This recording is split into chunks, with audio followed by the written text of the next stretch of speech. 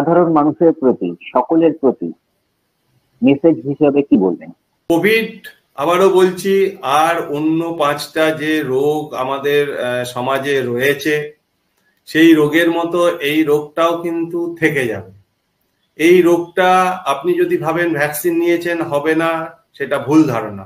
আপনি যদি ভাবেন যে গত 6 মাসে হয়নি মানে ভারতবর্ষ তথা পৃথিবী থেকে চলে গেছে, সেরকমও হবে না। এই রোগটা অন্যান্য যে ভাইরাস ঘটিত রোগ যেমন ইনফ্লুয়েঞ্জা বা অন্যান্য যে জ্বর সর্দি কাশির রোগ, সেই রকম ভাবেই আর 5টা রোগের মতোই থেকে যাবে এবং সিজন টু সিজন কিন্তু ভ্যারি করবে। কখনো কখনো 5-6 মাস পর এইরকম ওয়েভ আসবে এবং সেই রকম ভাবে আমাদের কিন্তু সতর্কতা মেনে চলতে হবে। কি কি সতর্কতা তাহলে আমরা মেনে চলবো?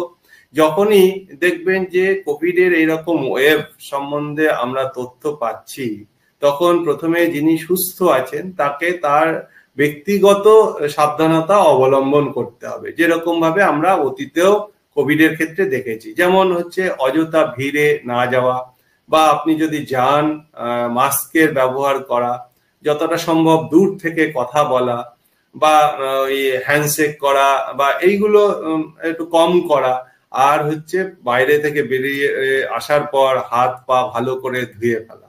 এইগুলো হচ্ছে যার কোভিড হয়নি বা আপনি বাইরে বেরোতে বাধ্য হচ্ছেন বা অন্যভাবে ভিড়ের মধ্যে যেতে বাধ্য হচ্ছেন, তাদের ক্ষেত্রে এই সাধারণ সাবধানতা অবলম্বন করতে হবে।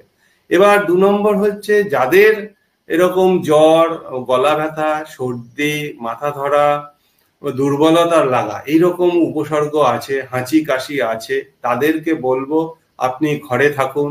ঘরে থেকে ঘরের যে সাধারণ চিকিৎসা, যেমন ধরুন আপনার গলা ব্যথা হচ্ছে, কাশি হচ্ছে বা হাঁচি কাশি হচ্ছে, আপনি স্টিম নিন, গার্গেল করুন, গরম জলের ভাপ স্টিম নিন বা গার্গেল করুন, তাতে আপনি কিছুটা উপশম পাবেন। তার সঙ্গে সঙ্গে আপনার জ্বর আছে, আপনার শরীরের যে ওজন সেই অনুযায়ী প্যারাসিটামল খেতে হবে।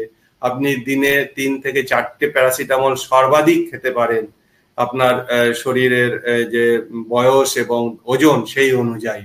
এবার আপনি দেখছেন যে 2-3 দিনে জ্বর কমছে না, সেই সময় আপনি হচ্ছে যত আপনার নিকটবর্তী যে স্বাস্থ্য কেন্দ্র বা ডাক্তারবাবু তাকে দেখান। হতে পারে আপনার সেই উপসর্গগুলো অন্য কোনো রোগেরও উপসর্গ হতে পারে, সেই ডাক্তারবাবু বুঝবেন এবং সেই অনুযায়ী আপনাকে কিছু পরীক্ষা করতে দেবেন। ডাক্তারবাবু যে নির্দেশ দেবেন সেই অনুযায়ী আপনি নির্দেশ মেনে চলুন। তার সঙ্গে সঙ্গে যেটা বলবো, আপনি সুষম আহার করুন, মরশুমি ফল যখন যেরকম থাকে সেটা খাবেন। আপনি যে আপনার যে দৈনন্দিন খাদ্যাভ্যাস সেটা মেনে চলুন। তার সঙ্গে আপনি আমরা যেটা বলি প্রত্যেক দিন কম করে 30 মিনিট যাতে এক্সারসাইজ বা শরীর চর্চা করতে পারেন সেই দিকেও নজর দিন, তাহলেই আপনি নিজে সুস্থ থাকবেন, অযথা আতঙ্কিত হবেন না। তবে যাদের হচ্ছে অন্যান্য কোমরবিডিটি আছে তাদের জন্য আমি যেটা বলবো, তাদের যদি এরকম উপসর্গ দেখা যায় তারা কিন্তু দ্রুত ডাক্তারবাবুর শরণাপন্ন হতেই হবে।